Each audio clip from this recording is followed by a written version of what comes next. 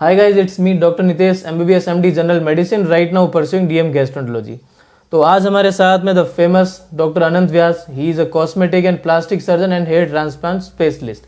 तो आज हम इनसे बात करेंगे उन फील्ड्स के बारे में जो कि काफ़ी जिनके बारे में पब्लिक को मिथ रहता है, जैसे प्लास्टिक और कॉस्मेटिक सर्जरी के रिगार्डिंग जो भी जैसे स्टिचिंग है या फिर और भी कई सारी चीज़ें हैं, उनके बारे में अपन डिस्कस करेंगे डॉक्टर अनंत व्यास से।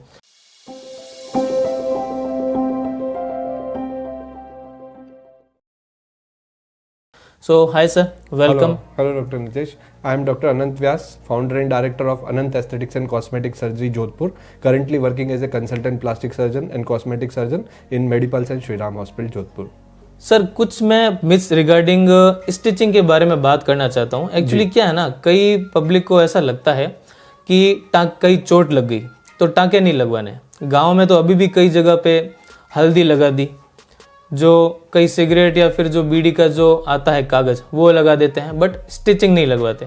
टाँके उनको लगवाने से ऐसा लगता है कि वो अपने शरीर पे ख़राब लगेगा, वो सुंदर नहीं लगेगा, कॉस्मेटिकली ख़राब लगेगा, तो इस चक्कर में वो स्टिच नहीं करवाते। तो इस रिगार्डिंग आप इस पर लाइट डालिए पब्लिक का ये मिथ दूर करने के लिए।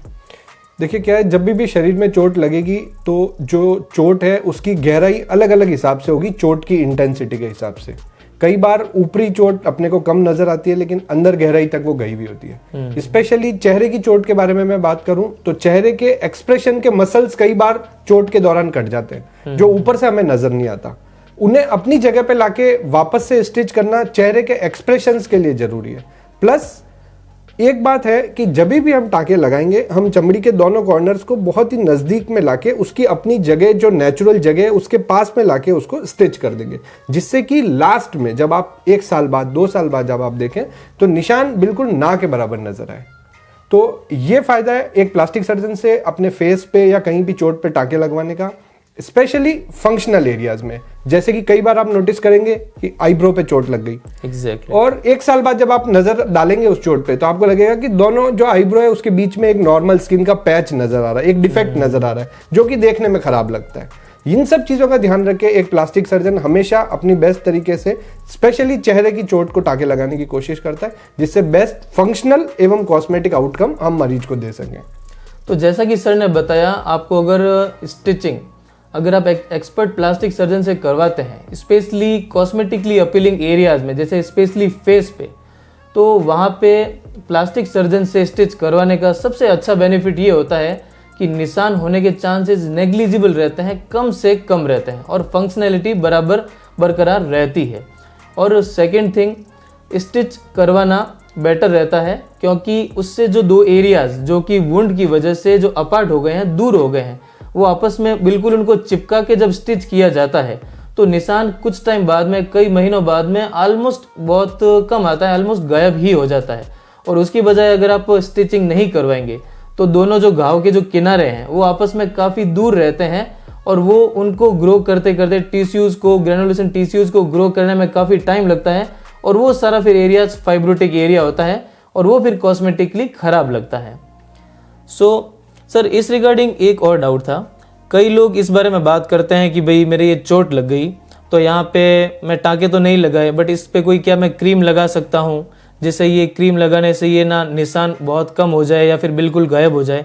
क्या इस रिगार्डिंग कोई ऐसी क्रीम या टॉपिकल ऑइंटमेंट है इफेक्टिव? देखो, इस रिगार्डिंग जो क्रीम्स मार्केट में उपलब्ध है वो हमेशा तभी असर दिखाएंगी जब स्किन के दोनों एजेस, जैसे कि डॉक्टर साहब ने आपको बताया, दोनों कोने आपस में एक दूसरे से बेहतरीन ढंग से जुड़े होंगे।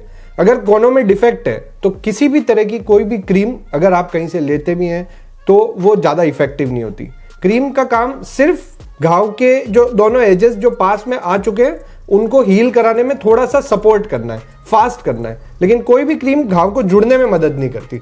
एग्जैक्टली वो हमेशा सिर्फ उसको हेल्प करेगी, थोड़ी सी सुपर एडेड इफेक्ट देगी, वो हमेशा उसको थोड़ा सा बूस्टिंग डोज देगी, लेकिन ऐसा कोई ऑइंटमेंट नहीं है जिससे कि हम ये कोशिश कर सके कि ये लगाने से निशान पूरी तरह गायब हो जाए। निशान हल्का किया जा सकता है, निशान आसपास की चमड़ी के कलर से मर्ज किया जा सकता है, स्पेशली निशान जो चेहरे की लाइंस होती है उसमें शेडोइंग करके डाला जा सकता है ताकि वो बाद में बिल्कुल ना के बराबर नजर आए।